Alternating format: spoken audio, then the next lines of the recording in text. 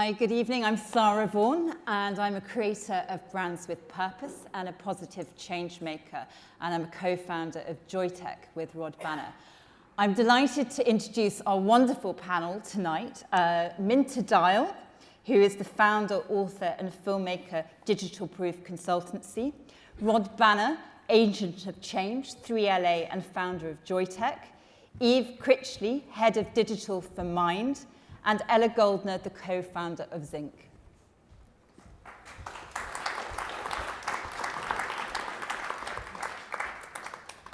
Thanks a lot. So in a minute, I'm going to ask you to introduce yourselves. But before that, I'm going to share a film that I think we should all see. So please, could you play the film?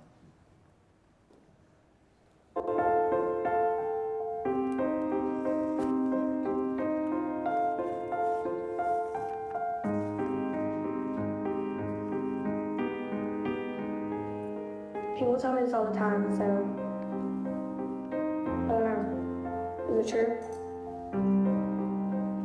People say I'm ugly.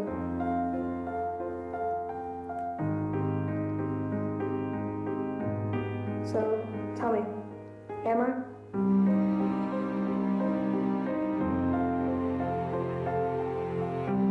The troubling trend among young girls, teens and tweens posting videos of themselves online, asking viewers to rate their looks. These girls are posting in an online environment that is renowned for its cruelty. I imagine it can lead to cyberbullying. Teens and tweens are very focused on wanting to belong. What is it inside of these kids that feels the need to do this? And in many cases, the responses only serve to further damage their already fragile sense of self-esteem.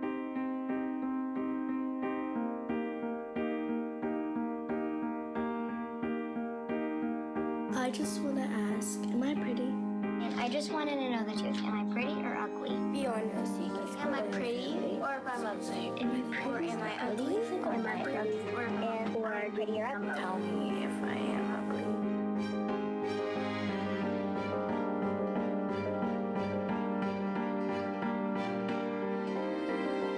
Am I ugly? I can take it. You can tell me.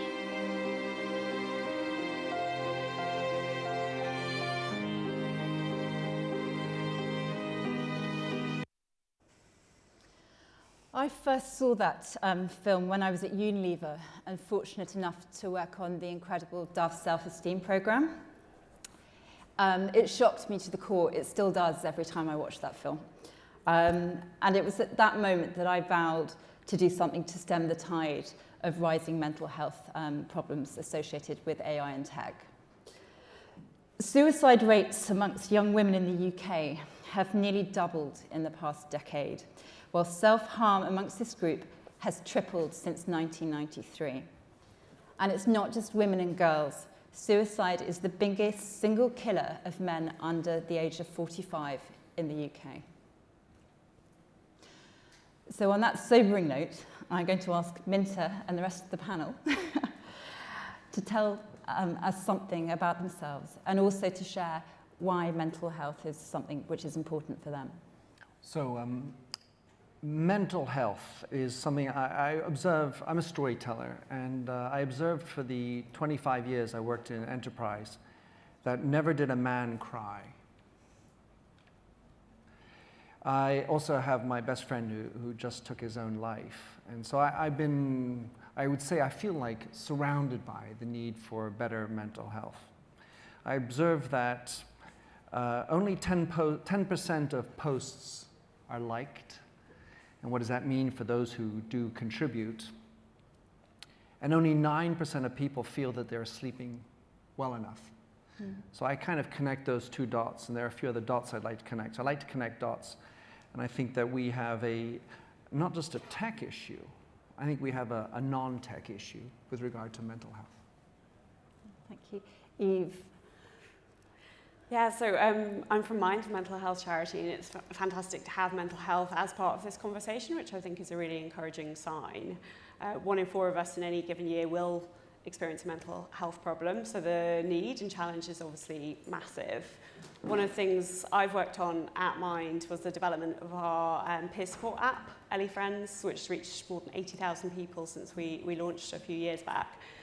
And one comment that's really stuck with me from one of the users of Ellie Friends, who we sort of co-created with, was that actually carrying around her phone now, she had the app, she felt like she had a cheerleading squad in her pocket. So I'm really excited about the potential for, if we put users at the heart of this stuff, then we can actually change people's relationship with technology for the positive. At the same time, we know that mental health services are chronically underfunded, and they have been for decades, and people don't have a whole lot of choice about the services they access. So I hear a lot about AI and scalability and costs and things like that, and I want to think about how we can put the person's choice back at the centre of that conversation. So Rod? So I have to be honest and admit that a good proportion of my career was spent in the world of advertising.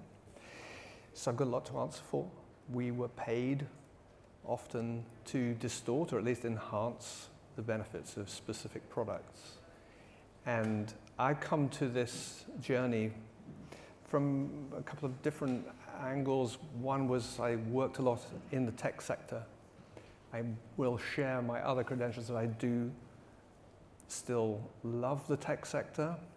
I do not believe that technology is deterministic, but it's what we choose to do with tech that is largely responsible for the outcomes of films like that.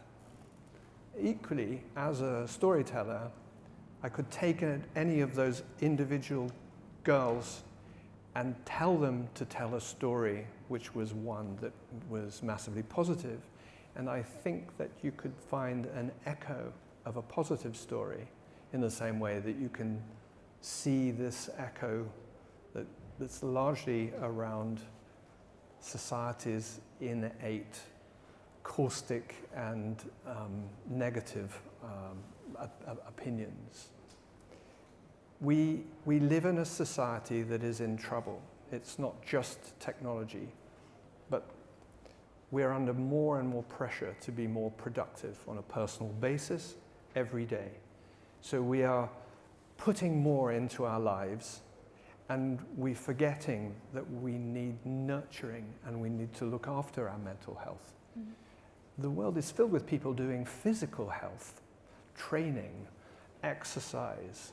We're managing, moderating, tracking our physical health. And physical health looks sexy.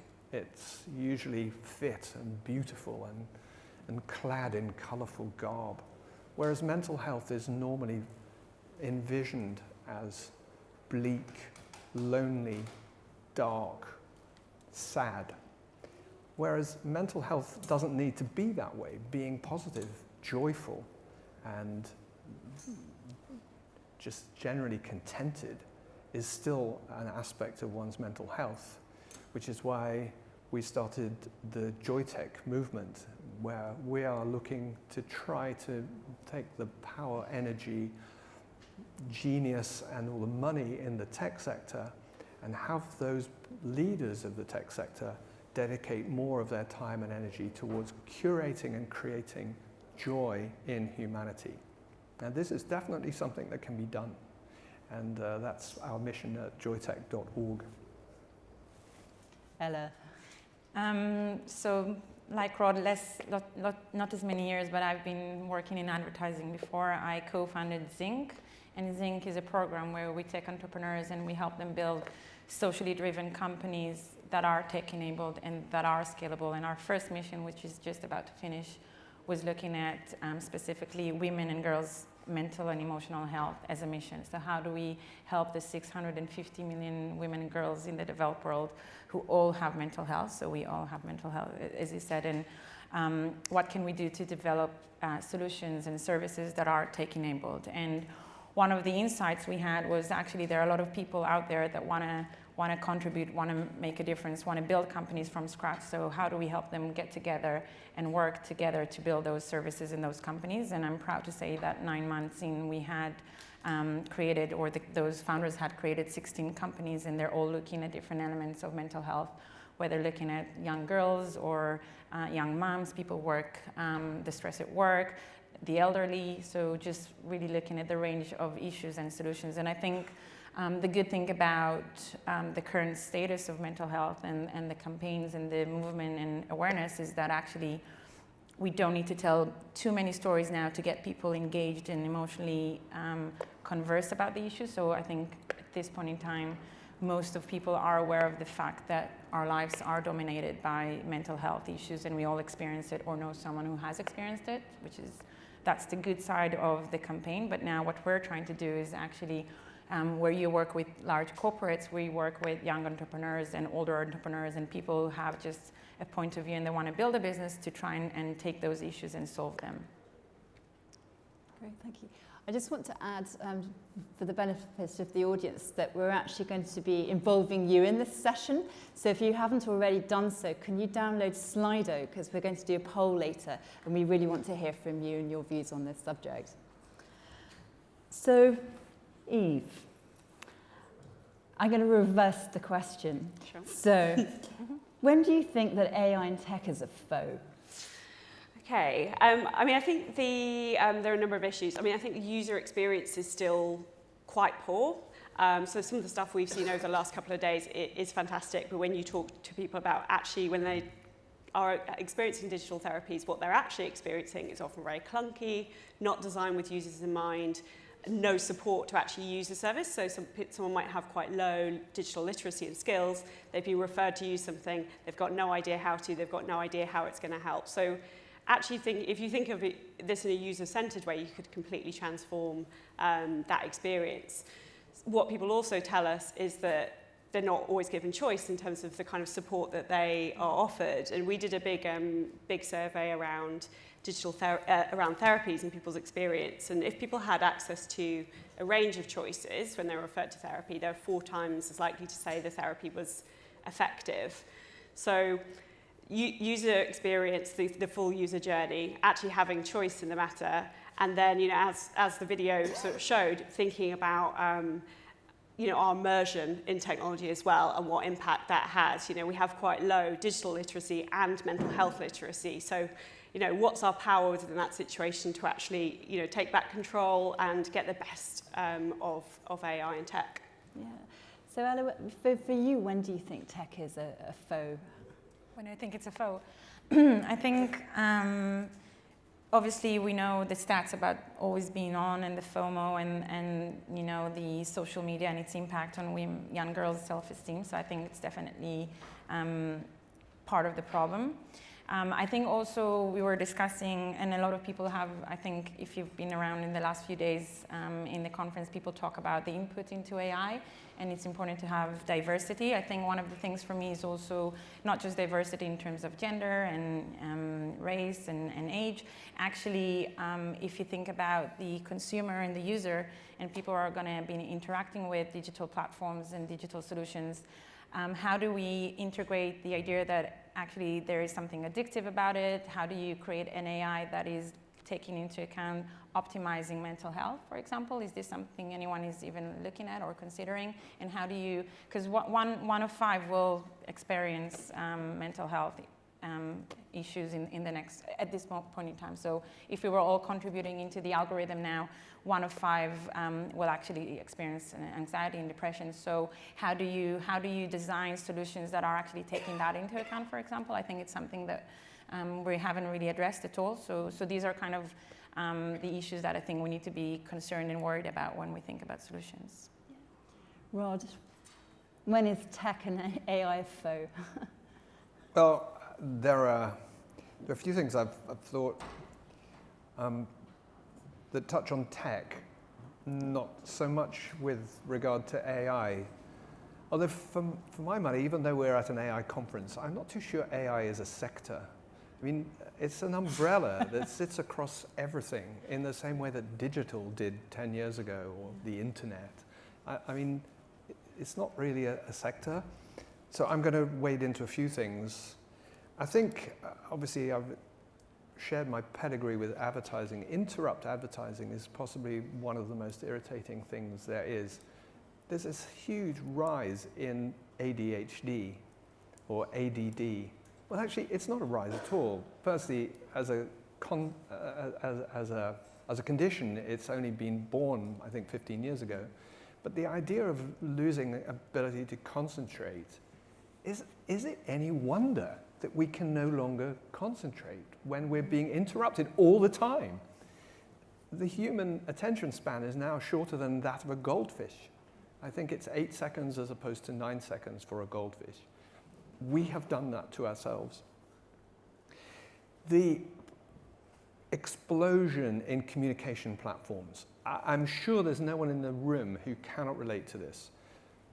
Janet tries to reach out to John on a platform. It could be WhatsApp, Message, Telegram, instant messaging on the back of Instagram. Who knows how that message was sent?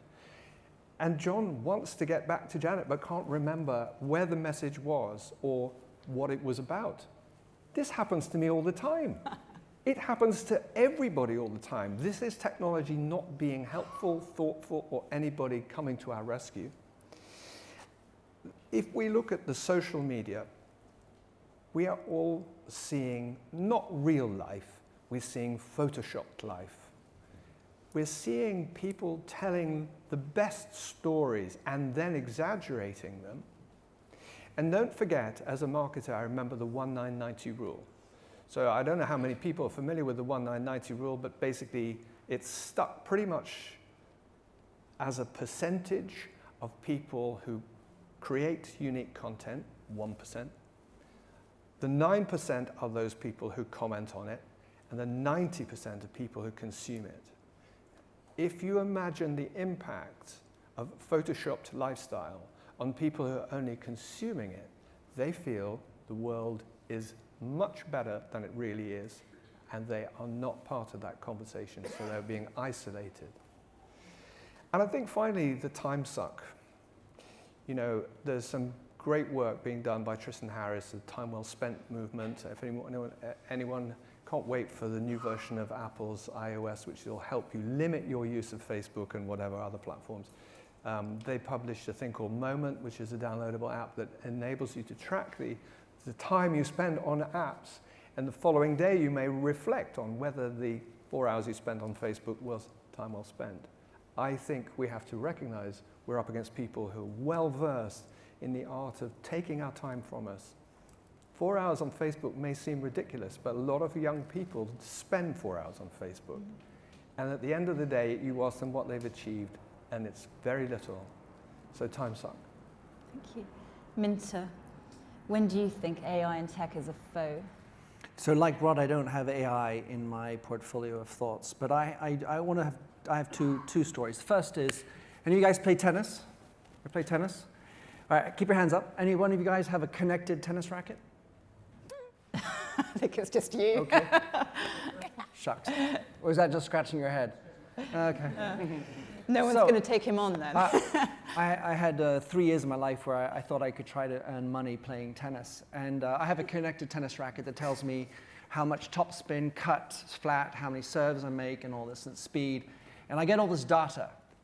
And then I look at the end, and I think, well, and now so what?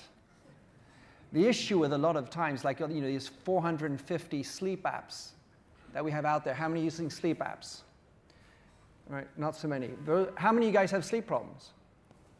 All right, the rest of you are lying. So basically, 80% of you are not sleeping like you should be. And even if you're using the app, is it that you're actually learning to sleep better? It might tell you didn't sleep well, then you look at it concerned. I didn't sleep well.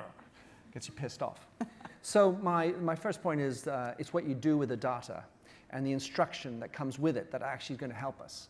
The second point, and is how is tech a foe, is the business model of the internet is screwed. And the business model of the internet is actually our foe. Because all it is trying to draw eyeballs to apps, eyeballs to websites. Eyeballs for what purpose? To be selling more products. And if you're in beauty, I worked for L'Oreal for 16 years, so I should know a thing or two about being worth it.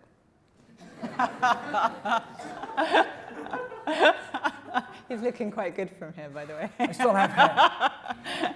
But the point is that the business model is for me the foe.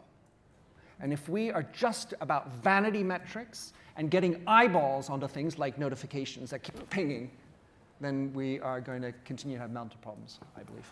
Can I challenge you? Do it!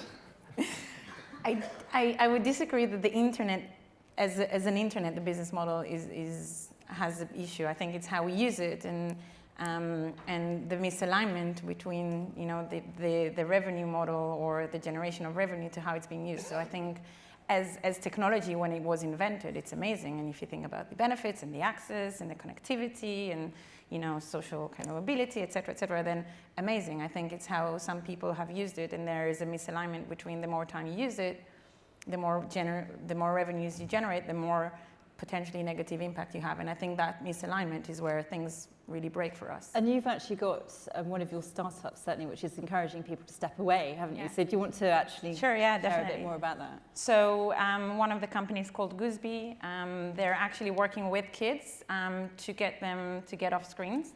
So, and a lot of people have challenged us and them saying, how do you use technology to fight technology? And I think my point is actually this is the reality where these kids live. So technology is part of their life. It's not a thing. It's how they experience the world. It's just another sense. And so what they're using is actually they've worked with kids to develop the product where they decide for themselves how much time they want to spend consecutively on screen, how much time they want to be spending a day on screens, and then what time they want to go to bed and put the screen aside and for how long.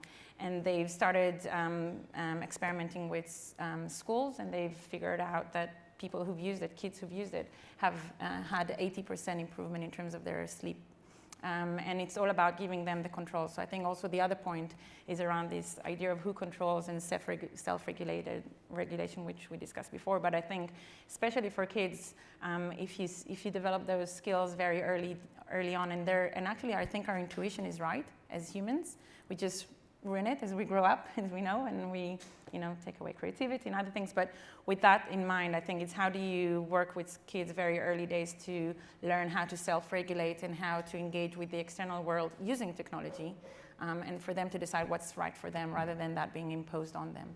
Okay, so let's look at the other side of the question. Rod, when is tech and AI, I'll still throw it in, a friend? Without doubt, technology has enabled a global world. And obviously there are some challenges that come with that, but if you think from almost every perspective, we as a population used to engage in war between countries. And that was largely because we didn't necessarily understand the ambitions of countries. Today, whether you look at the extraordinary events of this morning unfolding with Donald Trump and North Korea, you can't help but think, not only is that an extraordinary feat of two populist game show hosts, not only running countries, but also coming together and creating a media sensation that makes some people sleep better. It's turning adversarial politics into an entertainment. There is no nuclear fallout. There's just a fascinating conversation in the pub later. So I think that we're breaking down barriers in society by understanding other nations, other regimes, other people's mindsets. But at the same time, the technology is enabling people to find like-minded people. The Goths in London can find other Goths without necessarily having to go to the Kit Club or whatever Goths do go to these days, I don't know. I think that's fantastic and special, and we should really realize how important it is. And possibly the culminating feat that comes to mind is that there are a lot of people who are not only meeting their partners, but they may be marrying and having children as a direct result of some spontaneous digital engagement. I think that's something really fascinating that we should celebrate. So I'm going to ask Eve the same question. When is tech a friend? think I've seen technology doing amazing things in terms of, I think that point about control and giving people choice and empowering them to make good choices about their mental health. So just even simple things like talking to someone else online or accessing like online information has helped people to make, to perhaps challenge in a conversation with their doctor and actually make a really good decision for them. Equalities also I think is potentially quite interesting in the space. So we know that certain groups are much more likely to take up mental health support and some communities are less likely to. So if we can reduce barriers to people accessing that kind of first conversation about mental health, that might open up the conversation about mental health and open up mental health support. So people who actively don't want their first conversation to be in the therapist's office or with their GP or something, actually feeling, I can do that, I know this is a robot, and I know I've got control over the conversation that I'm sharing here, can be a really positive first step. Another thing I'm really excited about is actually the number of people who are doing this stuff for themselves. So there's a massive marketplace, maybe too much stuff, like particularly around depression and anxiety at a low level, but at the same time, like creativity and innovation where someone's struggling with something themselves and they've seen a need to do something and to help others and have like found there's therapeutic value in whether it's sharing their story or building an app or starting to develop a new algorithm or something, that can be really powerful in itself. Minter. So I want to bounce back on that and just say there's a great app I just saw called Be Your Eyes, and it allows for you to be the eyes of blind people. So it gives you an opportunity to express yourself and be useful, because that's very useful. So I have two ideas. One is a story about an email I received 10 days ago. I did a film on which was broadcast on PBS, and the email was from an 81-year-old man who said, "You're the son of Victor Dial," it's my father. He says, "Yes." He's, "Wow, well, I haven't seen him since I was 12 years old. Can you put me in touch? And by the way, my wife was roommate with your aunt 70 years ago." So technology is a global connector, even for the old. And it makes me think of the value of Skype for grandparents who aren't as mobile and their ability to get in touch with grandchildren. It makes me think of Skype as a great tool for distributed or out-of-home therapy. Instead of having to travel in a car, especially if you're under 18, you may not be able to drive, you can actually have therapy via Skype as a 16-year-old. And so technology has done a lot of things. Then on a higher brow idea, things which I've been impressed with, in New Zealand, there's a game called Sparks, which is a game. So it's really intentionally done for younger, specifically boys, who like games. And the game is designed to identify and help people who are depressed at that age. So that's a pretty cool initiative. And then in Dusseldorf, there's a university that has a greater ability for a machine to detect whether you're depressed than a doctor. And I'll give you a small thing which comes out of that, which is, does a depressed person smile? Yes. What is the difference in the way a depressed person smiles and a non-depressed person smiles? Sorry? Wrinkles. The terminology I was told, and maybe wrinkles too, is that a depressed person smiles less. But a computer is better able to determine that you've done a lesser smile and therefore are more likely to be depressed. And so there's some amazing research with technology, AI infused, that's helping to identify being aware of depression, because it's something, it's so hard as a parent to really understand if your child is depressed. You're operating as a parent and they're sad, but you don't know if it's depressed. Anyway, I think of these types of technologies as being a great friend. Thank you. Ella, when is technology a friend? Well, I'm an optimistic person. I'm an engineer, love tech as well, so I'm definitely on that side in general. And I think for us, when we founded Zinc, that was the basis of that. So I think technology is a way to solve some of the biggest societal problems in the world. So as discussed, mental health was the first thing we tried to tackle. And Definitely having seen companies looking at anything from using AI and technology to help women discover what gives them sexual pleasure, for example, young girls. How do you talk about it? How do you express it better? Thinking about augmenting therapies, and we have Sara here from the Dialoguers who are taking something that was done on a very small scale in Finland, Lapland, and basically how do we augment it and scale it to get more people to benefit from that, looking at schizophrenia specifically. We have companies who are trying to help young girls who take contraception pills avoid the need to trial it over again and develop depression and mental health issues. So I'm definitely, everything I've seen so far makes me a big believer that if you get the right people in the room, if you surround them with the right input, and we work a lot with academic partners as well to see actually what works, and use that research and that rigor in the design of the solutions, as well as designing the engagement, because I think one of the biggest issues is that you have all these apps that are really trying to do good, but they're not necessarily designed with the user in mind, to the point that people download it, maybe they use it once, maybe it's based on real good insights and research, but it actually doesn't work because people don't use it. So how do you build those things? I think for me, technology, if it's done in the right way, is the way to solve some of those issues. So that's one. And then I think more generally speaking, and on a more maybe philosophical way, I think if you look at humanity, in the way we've always used technology and innovation, anything from energy, someone spoke before about nuclear and we discussed it before, any type of technology, eventually I think there is this hype, people love it, then people hate it, and it's anything around voice will become the next big thing that we're all going to hate, and so there's like love, hate, and then we kind of grow up, we mature, and we learn how to make the best use of it. So that's my view. Great, so I think it's time to include the audience now. So could we put up question 1 of the Slido survey, please? If the technology is going to obey. Okay, so have you yourself experienced any mental health issues? Yes, 85%. Can we go to question 2?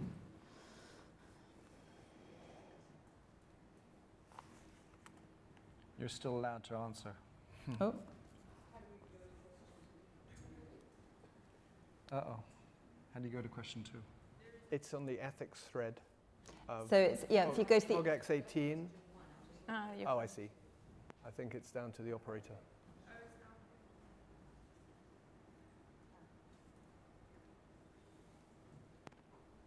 Nope. The longer it's on, the worse it gets. That is the second. Gosh. So have any of your close friends or family experienced any mental health issues? That's, well, a staggering 94%. Gosh. So do you, can we go to question 3 now?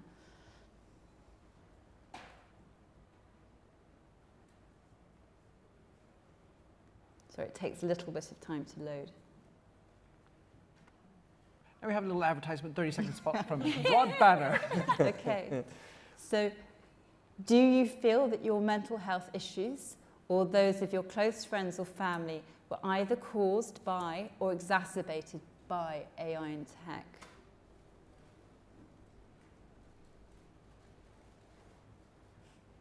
It's actually, the results were wrongly labeled.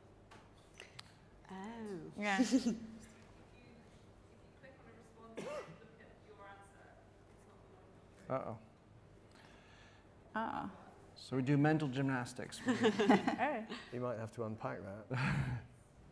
Okay, well, then I think we'll go to a show of hands. So for those in the room, do you feel that AI and tech can be a foe? So let's see who in the audience feels that it's a foe. It can be a foe, yes, it can be a foe. Yeah. And again, a show of hands. Do you feel that AI and tech can be a friend? How many of you feel that? Okay, so definitely more. And who's voted? How many voted for both? Both, yeah, exactly. That's good. Yeah, that's great. Tech is not deterministic. That's not it. And then, what we want to discuss now, I want to have kind of a quick fire, rapid answer from each of the panelists. So, what is like one tangible thing, we should all be doing to reconcile kind of this tech as a foe and a friend? Right, so my answer, if I can launch into that, is get kids to go out and play in mud. Statistically, they say that now kids out graduating from university in America are 40% less empathic than their kids were 20 years ago, and yet 1/3 of kids are playing are doing less play in the mud than they were. So I think there has to be a correlation there. So get your kids off tech, out in the mud, and of course, maybe we should go out there and play with them. Eve. I think one thing is keep speaking up about mental health funding. This stuff works best when it's part of an overall support package and enhances and augments the mental health support people are getting, and not lose sight of the complexity of people's experience. A lot of the stuff out there, as I mentioned, is around low-level depression and anxiety, people experiencing schizophrenia, diagnosis with borderline personality disorder, that kind of stuff. There's an assumption that technology can't support or enhance those people's lives, and that's not correct. So I'd encourage developers to talk to a wider range of people and understand the wide ranges of experience that are out there. The first thing you should do is you should go to joytech.org and fill in our survey. At the same time, you'll see the results. Most important is what in life brings you joy, and we have 400 or so respondents. And it says the most important thing in the pursuit of joy is spending time with your friends. So, and your family comes second. I'll leave. These are your friends, right? But I think, so my advice would be to limit how much time you spend on any digital contrivance and spend more time with your friends in person, and do our survey. Ella. So being a mom, I think I read this latest article about how kids actually mimic us, and I'm more aware of the fact that not only do I now send them to a forest school, so they spend time outdoor, but I actually need to get off the phone as well. So I think being more conscious is the role model we play. And shamelessly, I'm going to promote Zinc. So on the 27th of June, we're going to host our basically celebration for the first cohort of people who've joined us for the 9 months program to start up new companies that are tackling mental health. So if you go on our website, www.zinc.vc, there is an events section, and there you can join us on the 27th of June to celebrate. There's going to be a showcase. All the companies are going to present what they've developed, and they're going to talk about their experience. So it's a way of just, I guess, just encouraging more entrepreneurs to get off and do something about it, and join them however you can, offer help, offer advice, offer access to users, the point of view, funding, lots of ways to get involved. Okay, so it's getting around to time to bring this to an end. So I'd like to say thank you very much to the audience and to our panelists, Minta, Eve, Rod, and Ella. If you'd like to come and quiz them further, please come and join us in the Meet the Speakers room afterwards. Free drink. Free drink. And also just to flag, if this is something that really interests you, tomorrow there's the Get Ahead Festival taking place in London Bridge, and you can go to getahead.life for tickets and for further information. Thank you very much indeed.